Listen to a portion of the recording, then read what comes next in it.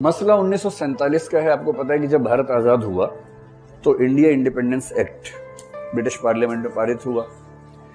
उस एक्ट के तहत भारत आज़ाद होने वाला था 15 अगस्त को, और उसमें पाकिस्तान को भी आज़ादी मिल रही थी भारत से, तो ये तय हो चुका था। 565 के आसपास रियासतें थी उस समय। तो अंग्रेजों ने, हो सकता है जानबूझ के किया हो सकता है उस समय उनको इससे अच्छा ऑप्शन ना लगा हो। मैं कोशिश करूंगा किसी भी ऐतिहासिक व्यक्ति पर झूठे आरोप लगाने से बचूं। मैं ये नहीं मानता हूं कि नेहरू जी बहुत धोखेबाज किस्म के आदमी थे, नेहरू जी ने देश से दगा किया, ऐसी बकवास मैं नहीं मानता हूं। नेहरू जी शानदार आदमी थे, और कोई भी शानदार आदमी जब इतने बड़े फैसले करेगा, तो जो आदमी आप सोच के देखिए 1947 से 64 17 साल पीएम रहा हो, 17 साल पीएम रहने वाला आदमी, वो भी जब देश बहुत कठिन दौर में था, उससे गलती तो होगी एक आध। मैं ये मानता हूं कि कश्मीर के मामले में नेहरू से थोड़ी सी गलती हुई है, पर वो गलती इंटेंशनल थी, मैं ऐसा नहीं मानता हूं। मैं ये मानने से बचूंगा कि वो साजिश कर रहे थे भारत के खिलाफ। मैं कल्पना करता हूं कि नेहरू की जगह महात्मा गांधी होते भारत के प्रधानमंत्री, मेरा दावा है कि वो भी ऐसा ही करते। टैगोर होते तो 2 कदम और आगे बढ़ के कुछ करके आते। हाँ, पटेल होते तो शायद थोड़ा सा कुछ अलग फैसला होता, थोड़ा सा, ऐसा नहीं कि जमीन आसमान का चेंज आ जाता, थोड़ा सा अलग फैसला होता, क्योंकि पटेल की अप्रोच अलग थी। लेकिन इसका मतलब ये नहीं कि हम किसी अपने महान नेता की नीयत पर शक करने लगे। नीयत पर सवाल मत कीजिए, समझे कि उन्होंने ऐसा फैसला क्यों किया होगा, सिचुएशंस क्या थी। तो अंग्रेजों ने कहा रियासतों से कि आपके पास 3 ऑप्शंस हैं, या तो आप भारत का हिस्सा बन जाए, या पाकिस्तान का हिस्सा बन जाए, या इंडिपेंडेंट रहें। जो छोटी रियासतें थी उनकी तो इतनी हिम्मत थी ही नहीं, और ये अच्छा हुआ कि पटेल को ये काम दिया गया कि आप रियासत मंत्रालय के प्रमुख आप हों। वो गृह मंत्री भी थे, उप प्रधानमंत्री भी थे, और रियासती काम का जो मंत्रालय था उसके भी प्रमुख थे। वीपी मेनन उस समय हमारे एक बहुत बढ़िया सिविल सर्वेंट थे, उनको सचिव बनाया रियासत मंत्रालय का, और पटेल और वीपी मेनन ने मिलकर एक अभूतपूर्व काम किया, जिसके लिए उनकी जितनी प्रशंसा की जाए उतनी कम है। इटली का एकीकरण पढ़ा अपने इतिहास में, तो जो काम गैरिबाल्डी या मैजिनी वहां कर रहे थे, जो बिस्मार्क जर्मनी में कर रहा था, लगभग वही भूमिका पटेल की भारत में रही। और पटेल की रही का मतलब पटेल प्लस वीपी मेनन दोनों की भूमिका रही। और यदि पटेल वैसी भूमिका ना निभाते तो निश्चित रूप से आज हम बहुत सारे देश होते। मैं केवल मजाक में कहता हूं कि दिल्ली से पटना भी जाना होता तो हम 4 देश क्रॉस करके जाते, 4 जगह वीजा लेते, 4 जगह स्टैंप लगवाते, और हम कहते कि मैं अंतर्राष्ट्रीय यात्रा करके आया हूं। और इंटरनेशनल ट्रेन थी जो भारत दिल्ली देश से निकलकर गाजियाबाद देश में घुसी, गाजियाबाद देश के बाद फिर वो इटावा देश से गुजरते हुए कानपुर और इलाहाबाद देशों से गुजरते हुए पटना देश में पहुंची। हम ऐसी बात कर रहे होते। हम ऐसी बात नहीं कर रहे हैं, तो इसका सारा श्रेय मुख्य रूप से एक व्यक्ति को जाता है, उसका नाम पटेल है। इसमें कोई संदेह की बात नहीं है। पटेल ने लगभग सारी रियासतों को मैनेज कर लिया। और वो मैनेज क्या करते थे? बात करते थे। वकील थे, बहुत सफल, बात करने का स्टाइल उनको आता था। एक हाथ में गाजर, एक में लाठी लेके निकलते थे। पहले गाजर खिलाते थे कि ले खा ले भाई, गाजर खा ले, नहीं खाए तो थोड़ा सा लाठी मारते थे ऐसे, और सब लोग समझ जाते थे।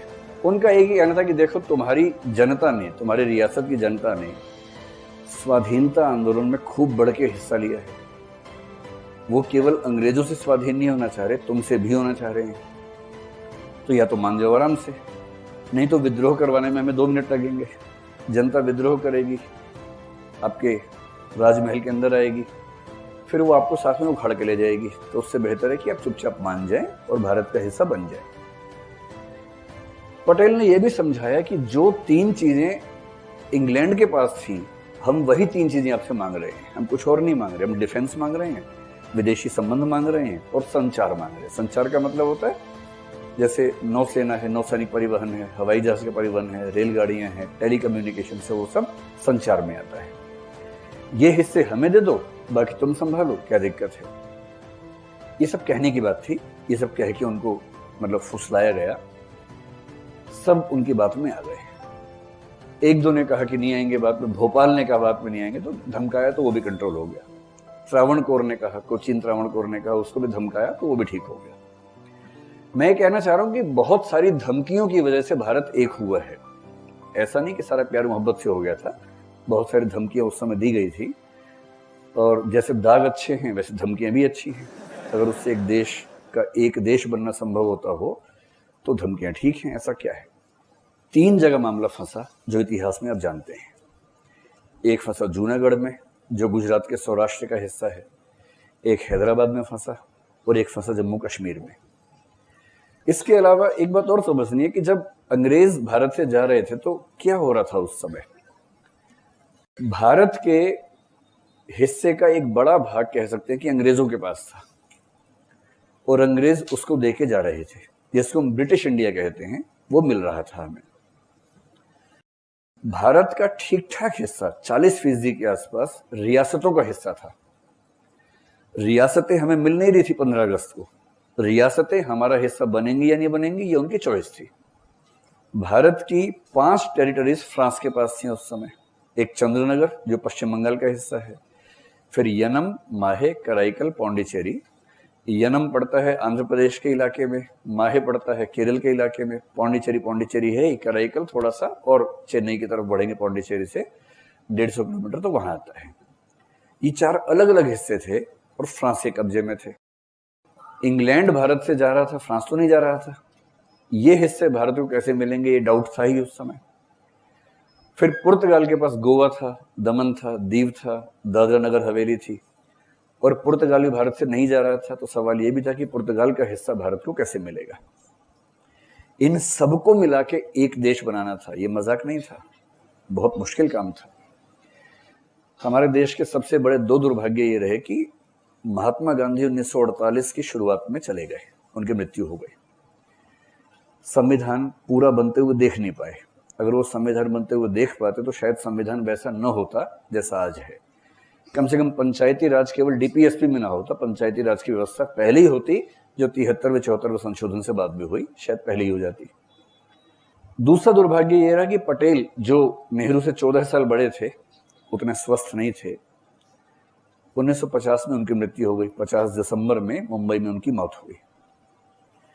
पटेल का भारत का पीएम बनना तय ही था, हम सब जानते हैं, लेकिन उसके बाद भी गांधी जी ने इंसिस्ट किया कि पीएम नेहरू बने। क्यों किया, डिबेट है। मेरा ख्याल है कि इसके पीछे एक प्रैग्मेटिक बात ये थी, व्यावहारिक बात ये थी कि इस बात का अनुमान रहा होगा कि पटेल के पास समय बहुत ज्यादा नहीं है, नेहरू युवा हैं, तो संक्रमण काल में एक ऐसा व्यक्ति पीएम बने जो कम से कम 10-20 साल तक देश को संभाल सके। मेरा अनुमान है कि यह बात भी उनके मन में रही होगी। तो नेहरू पीएम बने। पीएम बनने के कुछ महीने में गांधी चले गए और लगभग 2 साल के बाद पटेल भी चले गए। यह अच्छा हुआ कि पटेल को 2 साल मिल गए। पटेल ने सब रियासतों को मैनेज कर लिया।